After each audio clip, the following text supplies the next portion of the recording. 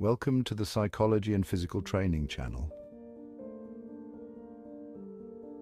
5 hidden signs. Your child's mental health is declining and immediate steps to take. Folks, being a parent is the toughest job in the world. You're constantly worried about your child's well-being, from their physical health to their emotional state. And let's face it, kids don't always come with instruction manuals. So how do you know if your child is struggling with their mental health? It's not always obvious, but there are some hidden signs you need to watch out for. In this video, we're going to dive deep into 5 of those signs and, more importantly, give you the tools and strategies to help your child get back on track. Let's talk about the first sign: changes in behavior. This is often the most noticeable and alarming sign for parents. You know your child better than anyone. You've spent countless hours with them, observing their habits and understanding their unique personality. You know their routines, their quirks, their normal behavior patterns. These are the little things that make your child who they are. So when those patterns start to shift, it's a big red flag. It's like a silent alarm going off, telling you that something is not quite right. Maybe they're more irritable than usual, snapping at you or their siblings. This sudden change in temperament can be very telling. Or maybe they're withdrawn, isolating themselves in their room and avoiding social interaction. This can be particularly concerning if your child is usually outgoing. These changes, my friend, they're not just phases to shrug off. They are significant indicators that something deeper might be going on. They're your child's way of communicating that something's wrong. Children often express their feelings through their behavior when they can't find the words. Now, I'm not saying you should overreact to every little mood swing. Children do have their ups and downs, just like adults. But you need to pay attention, be observant, and notice if these changes are persistent and out of character. You need to open the lines of communication. This is crucial in understanding what your child is going through. Sit them down, look them in the eye, and tell them you've noticed these changes and you're concerned. Approach the conversation with empathy and patience. Let them know that you're there for them, no matter what. Reassure them that they are not alone and that you're there to support them. Encourage them to talk about what's going on in their lives, what's stressing them out, what's making them feel the way they feel. Sometimes just talking about it can be a huge relief for them. Remember, communication is a two-way street. It's not just about you talking, but also about you listening. Don't just talk at them, listen to them, really listen. Show them that their feelings and thoughts are valid and important, and most importantly, don't judge. Avoid making them feel criticized or blamed for their feelings. Create a safe space where they feel comfortable opening up to you. This safe environment is essential for honest and open communication, and if they're not ready to talk to you, that's okay. Sometimes it takes time for them to feel ready to share. Encourage them to talk to another trusted adult, like a teacher, a counselor, or a family friend. Having multiple support systems can be incredibly beneficial for your child. Remember, the goal is to ensure your child feels supported and understood. By being attentive and compassionate, you can help them navigate through their challenge. Ultimately, your love and support can make a world of difference in your child's life. Stay connected, stay supportive, and always be there for them. The second sign we need to address is difficulty concentrating. Now, all kids get distracted sometimes, right? But if your child is consistently struggling to focus, if their grades are slipping, if they're having trouble completing their homework or following through on tasks, that's a sign that something deeper might be going on. Think about it. When you're stressed or anxious, can you focus? Of course not. Your mind is racing, you're overwhelmed, and it's impossible to concentrate. It's the same for kids.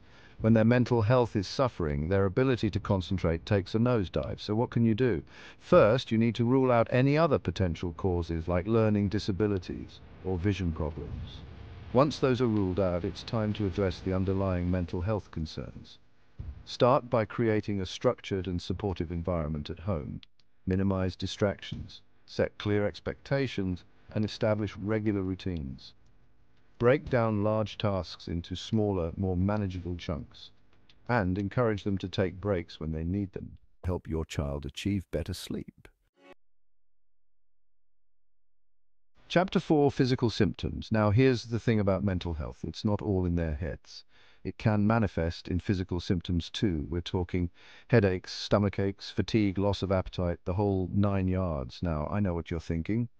But Dr. Phil, those could be signs of a million different things, and you're right, they could be. But here's the key. If your child is consistently complaining of these physical symptoms and there's no obvious medical explanation, it's time to consider the possibility that their mental health is taking a toll on their physical well-being. Think about it. When you're stressed, do you get headaches? When you're anxious, does your stomach tie itself in knots? Our minds and bodies are interconnected, so it makes sense that our mental state can impact our physical health. So what do? First, rule out any medical conditions. Take them to the doctor, get them checked out, make sure there's nothing physically wrong. But don't stop there. Talk to them about their mental health. Let them know that it's okay to not be okay, and that seeking help is a sign of strength, not weakness. Chapter 5. Changes in academic performance. And finally, let's talk about the fifth sign: changes in academic performance. Now, I'm not just talking about bad grades here. I'm talking about a sudden drop in grades, a loss of interest in school, a lack of motivation, a decline in their usual effort. You see, school can be a major source of stress and anxiety for kids. They're constantly under pressure to perform, to fit in, to succeed. And when their mental health is suffering, their academic performance often takes a hit. Now, it's important to remember that not every child who's struggling with their mental health is going to have bad grades. Some kids are really good at masking their struggles, at least for a while. But if you notice a significant change in your child's academic performance, it's a sign that something's not right. So what can you do? First, talk to your child.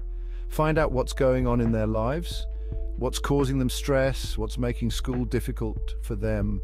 Then reach out to their teachers, let them know what's going on at home, and see if they've noticed any changes in your child's behavior or academic performance at school. Teachers can provide valuable insights and may have observed things that you haven't. They can also offer support and resources to help your child.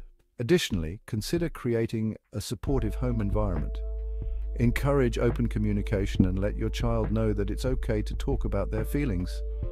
Sometimes just knowing that someone is there to listen can make a big difference.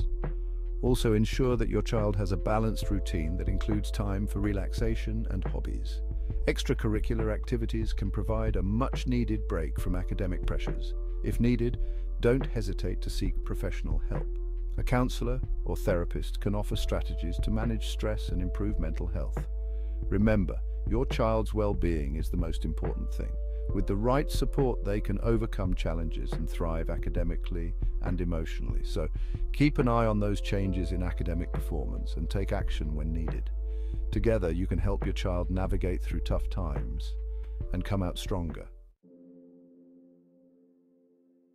Take action now. Look, I'm not going to sugarcoat it. Dealing with your child's mental health can be tough, it can be scary, it can be frustrating, and it can be downright exhausting. But here's the thing, you're not alone. Millions of parents are going through the same thing. And the most important thing you can do for your child is to be there for them, to support them, and to get them the help they need.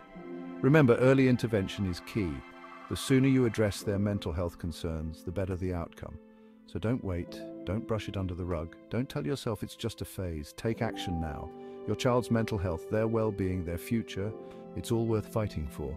And if you like this video, do not forget to subscribe and follow the Psychology and Physical Training channel for more videos. Thank you for watching.